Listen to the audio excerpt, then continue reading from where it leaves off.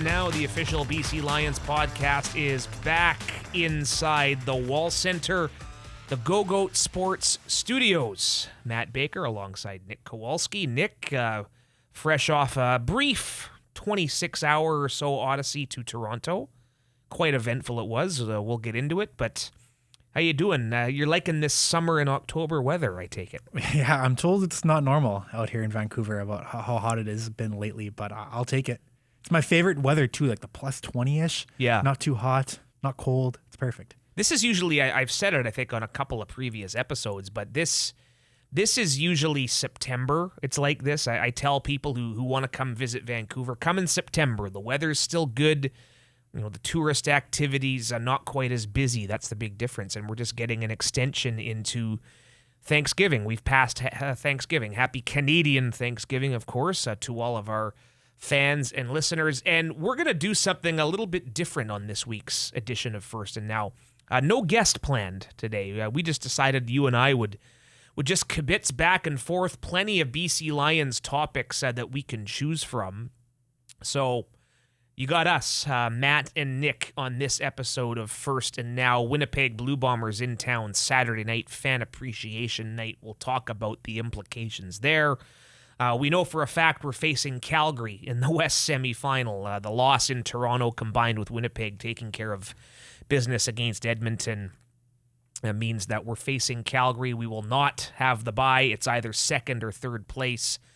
Lions and Stamps 10-5. We'll talk about the race for second place, the game with Winnipeg, go around the league. All of a sudden, things getting very interesting in the East Division. Who would have thunk it that there'd be more scenarios in the East than the West with 3 weeks to go? But we kind of have to start with the news of the day, don't we? We're recording this on a Tuesday afternoon.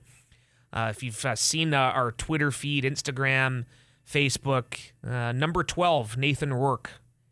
We want to be cautious with it. Yes, he was back at practice, but by no means was he fully participating. He was out there. He took part in individual quarterback drills, did some throwing. Again, we have some footage on our social media feeds, but perhaps a shot in the arm for this organization. Not going to be this week. Vernon Adams Jr. starts against Winnipeg, but little bounce in our steps, leaving the facility today, thinking about what may be coming in a couple weeks. We shall see, not jumping to conclusions, but there's your news of the day in Lions land. For sure, yeah. And the word around our organization is that Nathan's been doing his best 24/7 to rehab that foot injury and do his best to make a late return here as we head to the playoffs. And it goes without saying that would be a huge boost to the offense. I mean, they were on record-shattering pace. Not even Nathan, but the whole offense in general with Nathan under center there. And yeah, it'd be huge if he can come back to end the season and gear up for that playoff run. We saw how impactful he was in that first Calgary game. I mean, that those two late drives there to lead the come back down and win the game there, especially hitting Brian Burnham late there. 2 third-down conversions, the Burnham one and the Lucky one, right? Speak of the devil, that's another name who could come back later in the season. So there is a lot of hope. We're still 10-5 on the season, still in second place, and with the looming returns of Nathan Rourke and Brian Burnham, Obum Gwacham was out there today as well, another big boost. So you got to be looking at positive spirits right now with the BC Lions. So there you go, Nathan Rourke, a very limited participant. Imagine it will be that way this week. You do the math, his 6 games are up. Yeah. Now, that's not this. He can easily, he's going to go back on the 6-game injured list. He can be pulled off any time. Lions 2-4 in his absence. Remember, we were 8-1. Now we're 10-5, like you said. Now, not all the fault of Nathan being out. Of course, one game, Antonio Pipkin in Montreal, victimized by a couple of bad turnovers, a fake punt call gone wrong. This loss in Toronto, it stings. Very much stings hard. But penalties, offense had trouble getting into a rhythm early. First 4 drives, he had 3 2-and-outs and the James Butler fumble, which led to a Toronto touchdown. So can't blame at all the recent record on Nathan being out, but if you're another team in the Western Division, the prospect of facing a relatively healthy Nathan Rourke has to I don't want to say scare anybody, but this Lions team will be a much bigger factor with Nathan Rourke, and that's not taking anything away from VA, who's filled in quite admirably when you consider he just basically was parachuted in after the trade, learning a new offense, and played really well in the win over Ottawa. Again, it's the entire offense had some trouble in Toronto, so definitely some positive news. And speaking of Toronto, we'll recap what was a pretty eventful 26 hours. Of course, Lions and Argonauts, we talked about it, 23-20 loss, but you and I, we ticked a night, and Stephen Chang, third member of our crew, silent partner. You don't hear him on First and Now, but he's very much a part of this. We scratched an item off our bucket list. We saw the Seattle Mariners, yes, defeat Toronto 4-0 Friday. Why don't you relay the story of how we got to the ball game? Because you initiated it. This was you really wanted to go. So did I, but I didn't think we were going to make it. It was in the works all week. If you want to go back to when it was announced that the game was going to be a 4 p.m. Eastern start. So I told you guys I'm game to go, and the price was a little steep at that time. We're talking about Monday, a couple days before the game, or Monday, Tuesday, around that range, and then we get off the bus, and it's about we get on the bus, and it's about 3:30 p.m. We're at the Toronto Pearson Airport, and I go on StubHub, and tickets are $29 for the upper deck, and not even like the top of the upper deck, like about the middle of it. We were 13 rows up. 13, yeah. So I didn't ask you guys to go. I said we're going because we're not missing this. The stars aligned. And I thought about it. I'll backtrack it up a bit. So Friday flight, it's a charter, so we don't deal with the usual headaches of Pearson Airport, the baggage and all that garbage. It's I flew through there to go to Grey Cup in Hamilton last year. It was just a disaster waiting at baggage claim. But anyway, backtrack it. We leave early Friday. It's 6 o'clock a.m. I'm getting ready to leave the house, go to the terminal, and get on the plane. I leave a bit early, get a little McDonald's for breakfast, as I always do when we fly long. And for a split second, I stop. It's like, do I bring my Mariners hat? Do I just bring the Mariners hat? Full disclosure, I am a Mariners fan, for those listening wondering why I'm talking like this, but I decided not to bring the Mariners hat. I've decided already, we're not going to the ball game. We're not going to make it. So I was a little ashamed. We got to that game. We got there in the bottom of the third inning, by the way. Which is pretty good. It was very, playoff baseball, $28. Just a great atmosphere to take in. Saw some great pitching. Luis Castillo. Saw one run, which came on a fielder's choice, right? Came on an infield out. Thrilling. But hey, the Mariners manufactured a fourth run, and we got to see it live. But I was a little ashamed. I'm there, and I'm not wearing gear. So I did a little Instagram post saying, forgot to pack gear, but we saw the Mariners win a postseason game. And just the whole, we know how big the Blue Jays are across Canada and how great the crowds are at Rogers Centre. Mariners aside, it was very cool for me to be a part of that. And got there just in time to see Vladimir Guerrero fly out to end the bottom of the third. Very, very, very fun outing. It was fun. Yeah, I did bring my Blue Jays jersey. I'm. You wore your Josh Donaldson jersey. Yeah, I'm a believer that they are Canada's team. I'll say it. Well, they're not Canada's team right now. Not anymore. Yeah, that was if we're even going to get to game 2 here, that was even worse. As we were wrapping up our post game on Saturday, we got the news that they blew that 8-1 lead, which was even tougher. But yeah, the funny thing too, I only wore the jersey. I didn't have any. I was thinking about wearing my BC Lions hoodie underneath it just to get an extra layer on there, but the dome was closed, so it was pretty warm in there. It wasn't so warm outside, I can tell you that. Yeah, I regretted it after. I was pretty cold after. And even the game on Saturday, I was all layered up. I wore a toque. I put my gloves on in the second half. It felt like a little bit of playoff football if we're going to get back more into the... Well, it's funny. I had the Lions jacket, the light sideline jacket that I was proudly... See, I didn't have Mariners gear, but I was representing the Lions. There you go. Yeah, you and Steven. And Stephen Chang had his Peace Collective hoodie. And I remember even walking around outside after thinking, I didn't pack enough layers for this tomorrow. I was freezing. That's all I had. That was all the layers I had. It was fine enough, but I remember thinking, if it's like this during the game tomorrow, we're going to be outside for a solid 5-6 hours, including pregame and everything we do when we get there. But thankfully, I thought game day was pretty nice. It cleared up a bit when the sun came up. But why don't you quickly relay the story? Post-game, we decide that we're going to go meet Neil McAvoy, our GM, invited us out to dinner. Nice gesture, Neil. Go to a little watering hole by our hotel, which was the Westin. And I shamelessly, I did not really realize how close the Rogers Center was to this watering hole we went to. Yeah. So I sent you and Steven and myself on quite the roundabout walk. We ended up going to Front Street all the way back down to Bay Street. Union Station we walked by. We basically went 35 minutes out of the way. We could have walked to where we were going in 8 minutes. Walked by the Lizzo concert. Yeah, you're never going to... Yeah, there was a Lizzo concert at Scotiabank Arena. So you're not really going to let me live this down, are you? Well, I was just a little frustrated because, as we mentioned, I was in my jersey. So you were cold. So I got my arms are not covered. My skin is showing on the streets as we're walking around. And you say it's 17 minutes because it's by the hotel. That's what you said. The place we're going to is right by the hotel. But there was one closer to the arena that I'd gone to in 2020, I want to say, back when I was in Toronto a couple of years ago. Right. And I recognized it that it was kind of by the arena. But you said, no, it's by the hotel. So we ended up going the 17 minutes, but we ended up going the wrong way to start. So that turned into about 30 minutes.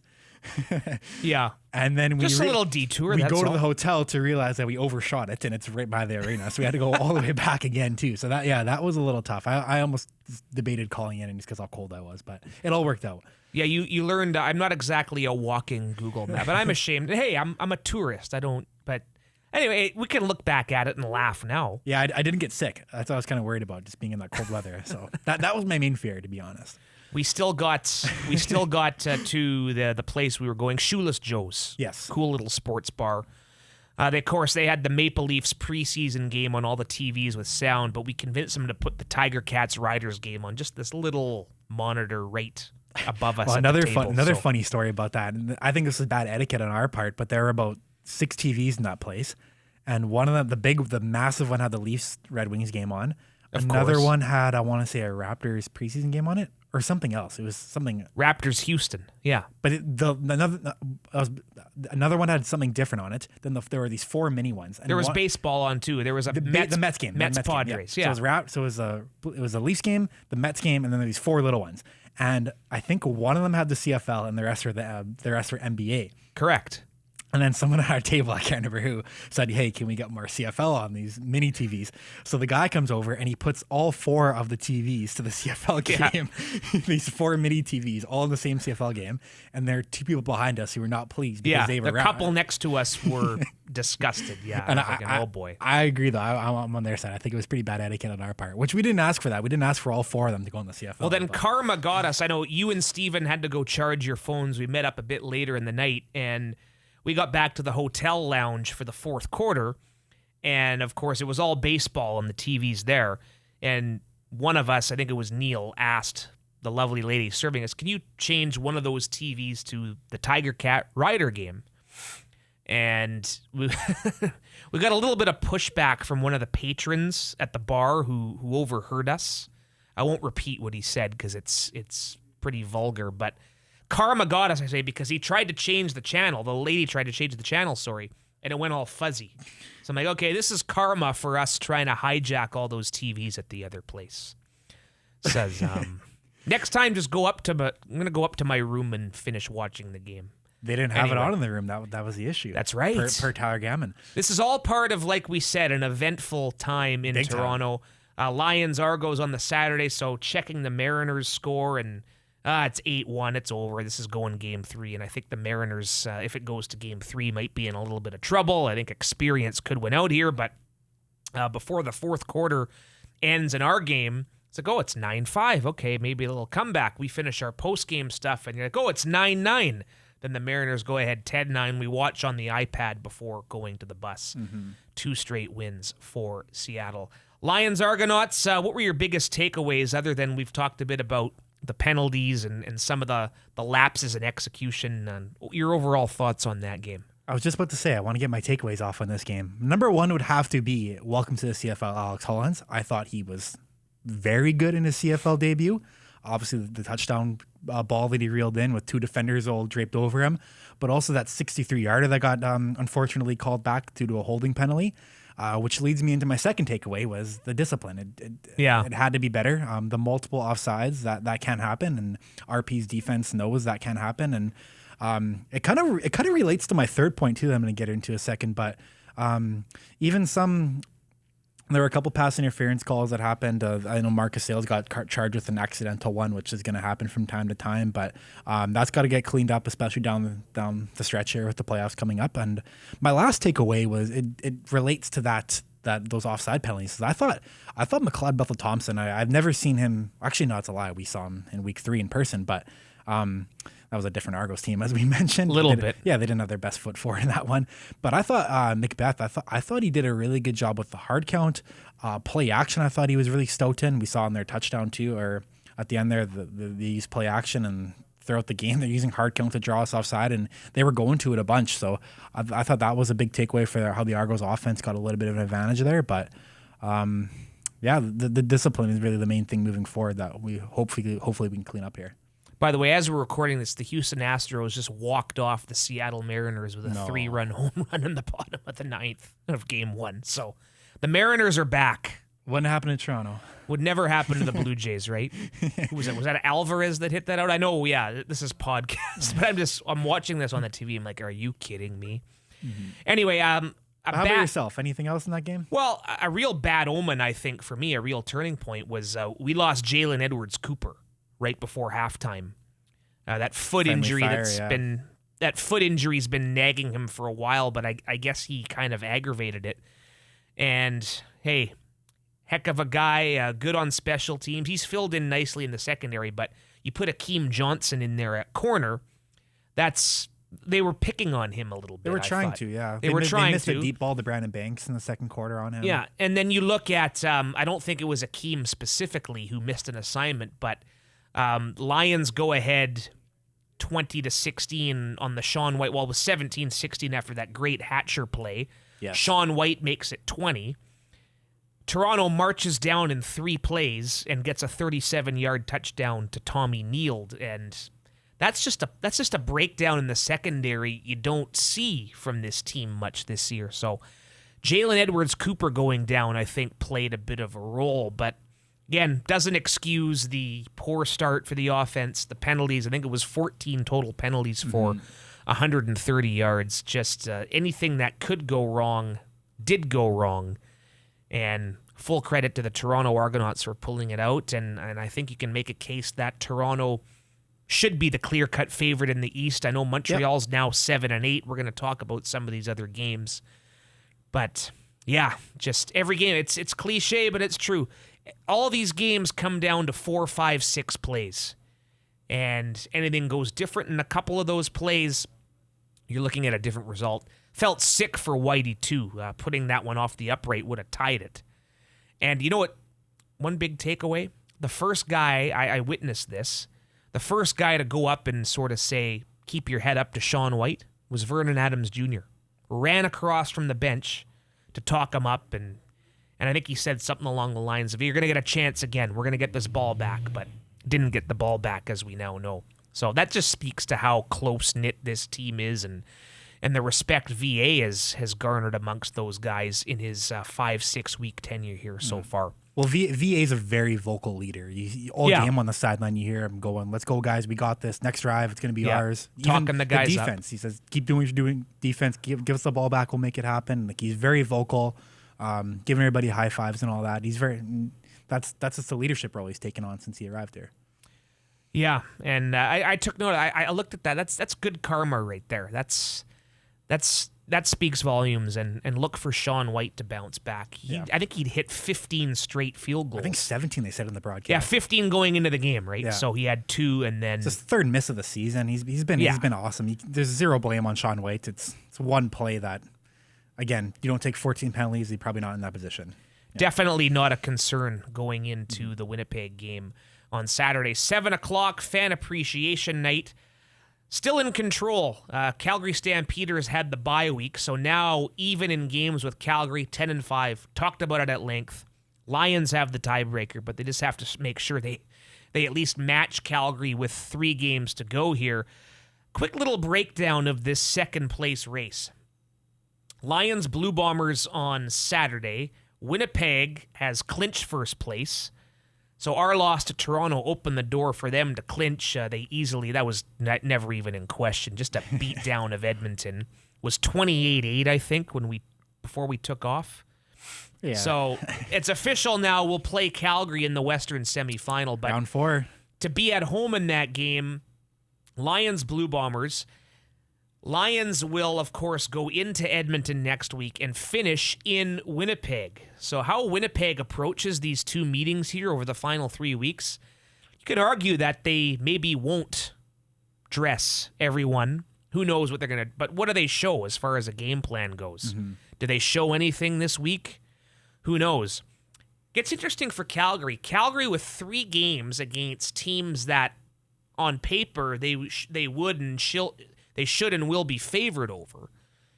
But they'll host Hamilton on Friday. The Tiger Cats now, by virtue of their win over Saskatchewan on Friday, that we sort of watched a little bit there on the small TV, Hamilton's in control. So that's a big game for the Tiger Cats.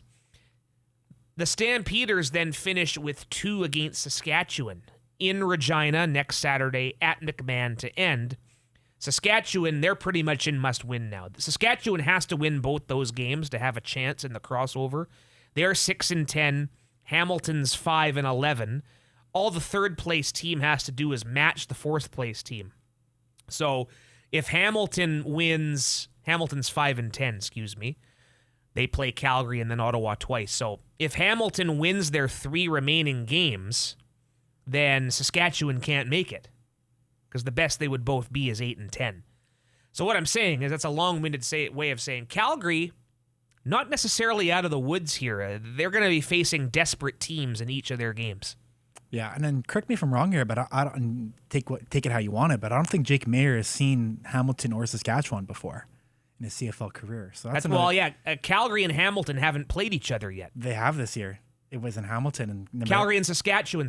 Haven't played each other this year. Yeah. When Hamilton. When Hamilton, it was Bo Levi, that yeah. crazy Stampeder comeback. Yeah. But so that's by virtue of the schedule, with Calgary playing Edmonton 4 times. You take away a meet, so they obviously scheduled this thinking that might come down to something. It will for Saskatchewan and ultimately Calgary, but Saskatchewan can't finish better than a crossover. How about a shout out to this? I know you've kind of been ragging on the schedule makers a little bit, but how about a shout out to them? Every game matters now down the stretch here. It worked out. It's worked out nice with these Eastern games coming up at the end. And Toronto, Montreal is a back-to-back where first place is going to be on the line, so those are going to be intense. I know I was kind of ragging on the fact that they had to have Toronto and Hamilton play 4 times in 5 weeks, and I still think that kind of takes the spice out of Labor Day. But the flip side is, you're right, you get these other matchups at the end. Hamilton and Ottawa will play twice. After the Red Blacks took care of Montreal, they're not out of the woods yet either. It's a slim chance. Every game in the East is pretty much a playoff game at this point. Yeah. It's good. Who would have thought? Yeah. And then we got Calgary, Saskatchewan. Those games are always entertaining. I remember their playoff game last year. It was maybe the best game in the CFL last year, in my opinion. Rene Paredes had some trouble there that game, right? But just all the drama. Remember all the interceptions that were going on? It was a fun game to watch at home. But yeah, it's gonna be some good football down the stretch here, and we gotta handle our own business too. Like you said, it's gonna be interesting to see how Winnipeg deploys their roster, especially not even the fact that they play us twice in a row, but the fact that they could be 3 times in a row, considering that we're gunning for that West Final now, or they're playing it. Winnipeg has the bye in between playing us twice. You're right. Yeah, so they could play us 3 times in a row. We could have a little series going on with the Winnipeg Blue Bombers, and wouldn't want any other way. To be the best, you got to beat the best. Yeah, and this Lions team will be battle-tested, as will Calgary, going into the November 6th semifinals. So still very much a race here for second. Fan Appreciation Night, a chance to tell you before we move on and talk about some of our award projections. All-star voting. Make sure you go to bclions.com, cfl.ca. Great ticket options. Go to bclions.com. Youth 17 and under can get in for $10. Accompanying parents can join them for $25. You can check out our Truly Den, $30, and you get a nice little suite lounge experience. Sideline club seats. You want to be, for those watching this podcast, you see Nick Kowalski and I are sitting like 3 feet apart. You can be this close to the players. Sideline clubs. Lots of ticketing options. We encourage you to head to bclions.com. Our backyard street party is back on Terry Fox Plaza. $5 beers, $5 margaritas, $9 deluxe hamburgers, famous players. We'll be doing another musical performance. So the weather's going to be good. It's sunny. Forecast is sunny and 26 on the 15th of October. Lions and Blue Bombers, like we've been talking, Lions win. They remain in the driver's seat to be home one more time in the West semifinal against Calgary. We'll talk awards and some other musings coming up here on First and Now. Yeah, First and Now continues inside the Go-Goat Sports Studios, the Wall Center on Burrard Street. Matt Baker, Nick Kowalski, and we've talked about some of the scenarios and some of these other big games coming up. It's almost awards season. I think October 18th, that's a week from now, we're going to find out the team winners. I believe I have that date right. And we can do this, we'll do this two ways. We'll talk about the Lions finalists and who we think might be in the running for the league awards. Starting with our team here, most outstanding player. I know voting for Mr. Rourke would be the popular thing to do, and I might do it myself, but kind of by default, playing 9 games. He might play 1 or 2 more. We don't know yet. Again, he practiced today, but I think you kind of have to go this on merit for the full season. Dominique Rhymes would be the overwhelming winner for Lions' most outstanding player, if it's not Mr. Rourke. Without a doubt, in my opinion. Unfortunately, this was Nathan Rourke's, not even the team. He was running away with the league award for most outstanding player until his injury happened. But Dominique Rhymes, I think if you just watch the season, you can look at his stats: 1,200 yards, double-digit touchdowns. Mm-hmm. But if you just watch the plays that he makes, it's the definition of outstanding. The one-handed catches, the contested catches, for touchdowns too, not even just garbage time or anything like that. He's actually making outstanding plays that make a difference, and he's been doing all season long. This doesn't really matter for the voting, but he's taken on a big leadership role ever since Brian Burnham and even TJ Lee were out throughout the season. Rhymes has stepped up with taking the pregame speeches, and just being a leader by example too. He's never shown any quit. That Winnipeg game that we had, we lost. He showed up and had 2 touchdowns. So I think from start to finish, it's Dominique Rhymes has been the most outstanding guy. I agree. I know there was a couple naysayers. Oh, but Nathan Rourke lost to Winnipeg. If he stayed healthy and did this similar damage, he'd be a no-brainer for me. Oh, yeah. So, outstanding Canadian, maybe. Again, same argument. Can he be the Lions' most outstanding Canadian? Couple intriguing candidates for that. Ben Hladek has really stepped up this year. Jordan Williams won the most outstanding rookie last year. I know Bo Lacumbo's suffered with some injuries. He's played well. Top Canadian, who you got? I think those 2 guys, the 2 linebackers you named, for sure up there. I would also throw Matthew Betts' name in the running. He's at 7 sacks, tied for the league. I think he's been another constant guy. As you said about Rhymes, he's been consistent throughout the year. I think Betts has been the same, where game in, game out, he's getting pressure. He's actually putting up stats, too, to back it up. He may not get the love from the media or the national attention, but Suk Chung, I think, he's played most games, and he's been pretty damn good on one of the better offensive lines in the league too. So I think his name should be in the running too. But if I had to say a name right now, I think I'd go Jordan Williams. Suk Chung, it's a nice segue into the top lineman. I think he certainly would be a candidate there. I think Fig. I'm gonna go with Fig. Both are very worthy. It's Philip Norman's even been great. Kent Perkins got it last year. You know what? We have to sit down with Kelly Bates, the offensive line coach. He's going to hate to just highlight one of his guys, but really to get a good deep insight into that for the All-Stars as well. Mm-hmm. Kelly would be a good sounding board, but you can't go wrong with either of those choices. I know. You're right. I know that any of those side, choices. You mentioned Kent Perkins and. That left side, though, I know there's really ever pressure coming from that side, and that's a testament to the job the veteran and Figueroa has done, but also Norman. And I know from having the inside access we do, I know Fig has really taken on like almost a big brother like role to Philip Norman and teaching him, and they break down film together immediately on the plane afterwards. Again, not part of the voting criteria necessarily, but that's most outstanding rookie. I got a name, Manny Rugamba. I like it. Yeah, he's an electric player.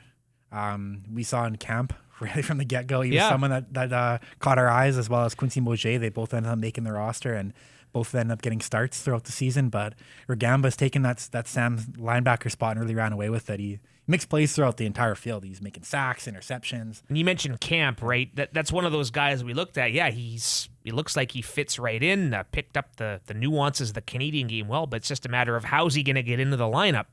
I think it was when Mauger went down the first time, the domino effect there where they move Luch back to safety, and then Manny came in and played the nickel spot. Very fascinating. Yeah.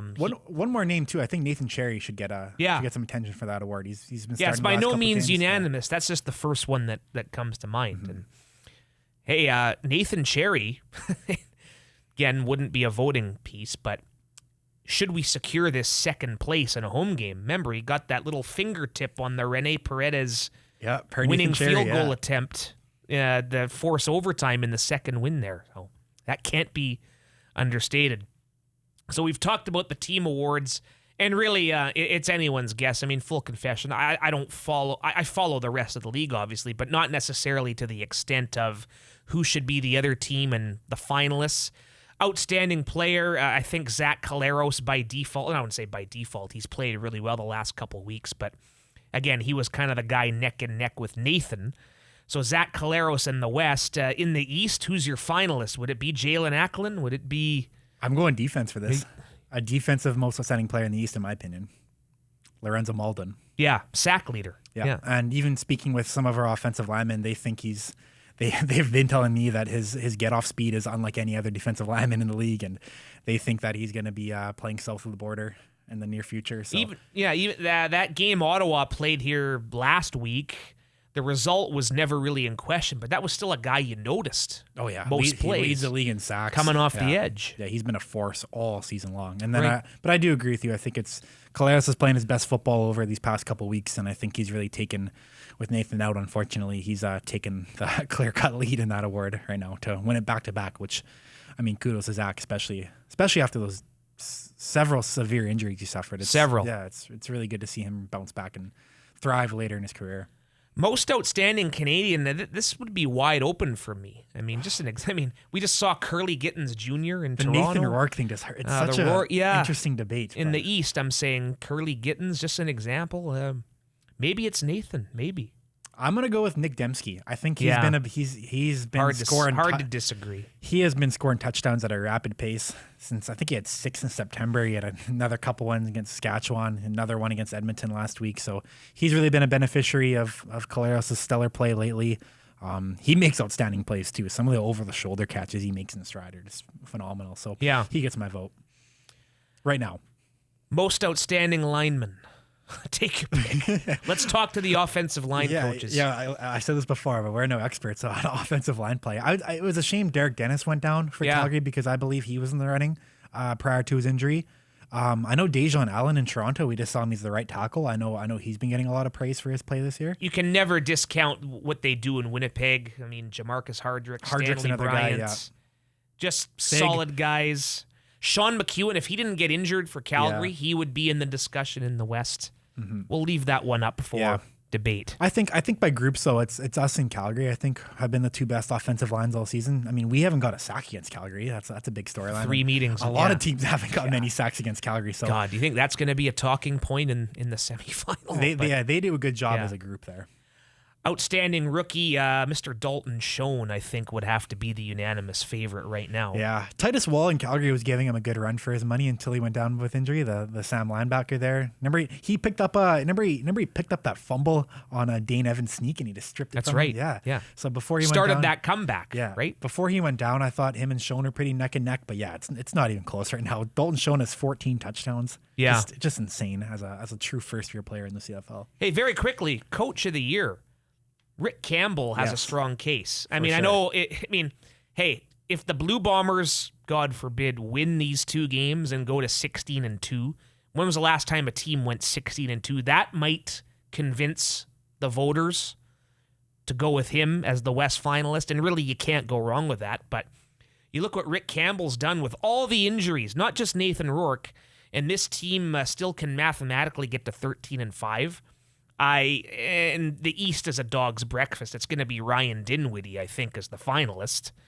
should they finish in first place. He was the runner-up to O'Shea last year. I think right? Danny Machocha might now have a case with what he's done with Montreal. What if they finish below 500 though?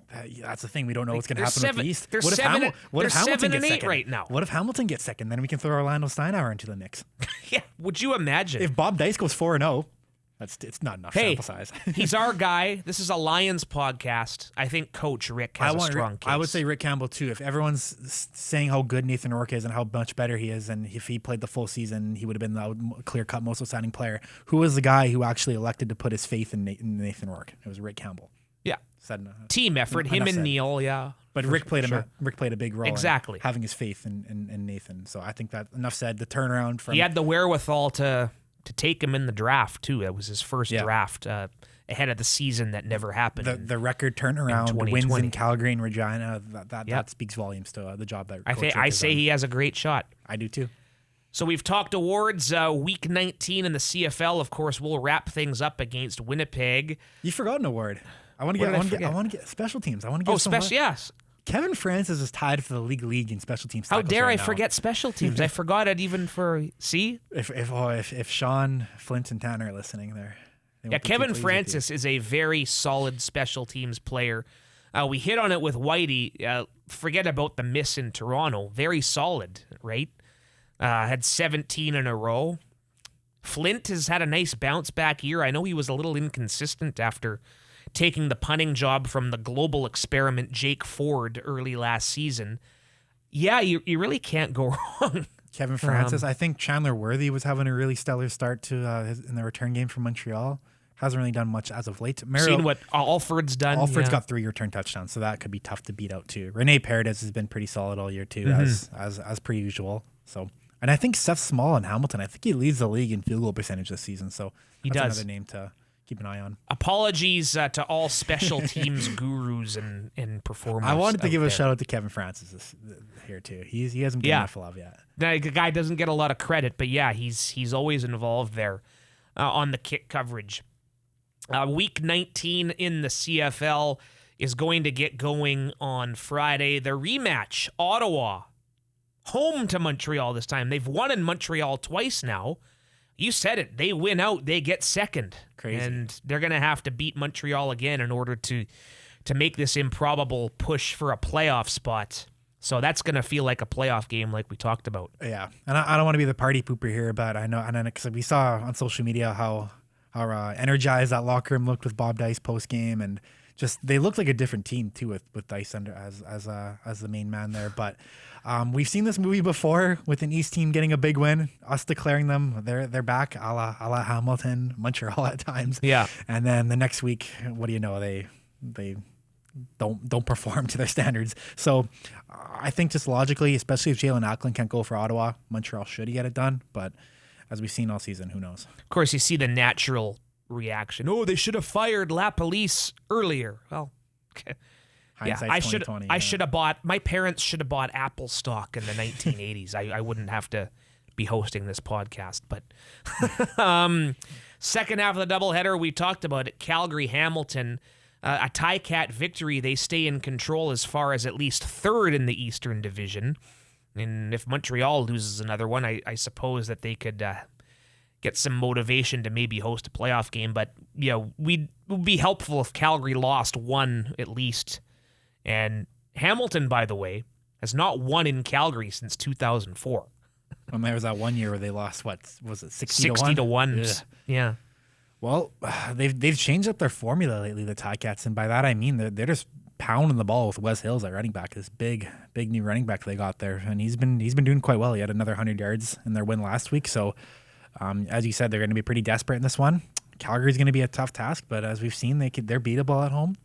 I think getting pressure on Jake Mayer is going to be a big deal in this game, and Hamilton's D-line, they got pressure last week, so see if they can replicate it against, albeit a better offensive line in the Stamps, but that's the keys for me.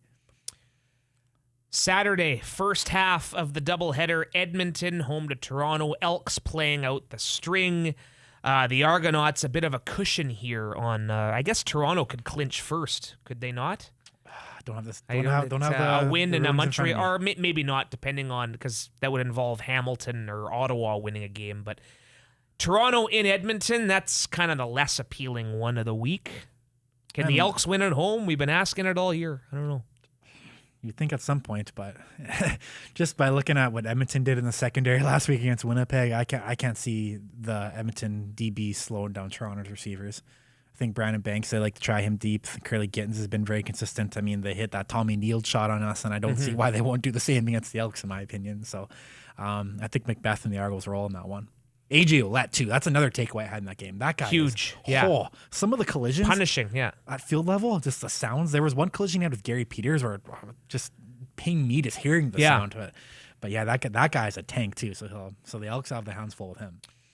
And then, of course, Lions Blue Bombers, 7 o'clock, fan appreciation night. A win over the defending champs will keep us in the driver's seat, not taking into account what Calgary does on Friday, because we don't know. We'll know by then if we have to win to stay tied or get essentially a 4-point cushion, get the magic number down to 1. A Calgary loss and wins in the next 2, and we would have second wrapped up before we even play our final game. 7 o'clock, you'll hear it on AM 730. Moj and Julio have the pregame at 6. Tickets, again, bclions.com. Lots of great ticketing options. The Backyard Street Party starts at 4 o'clock.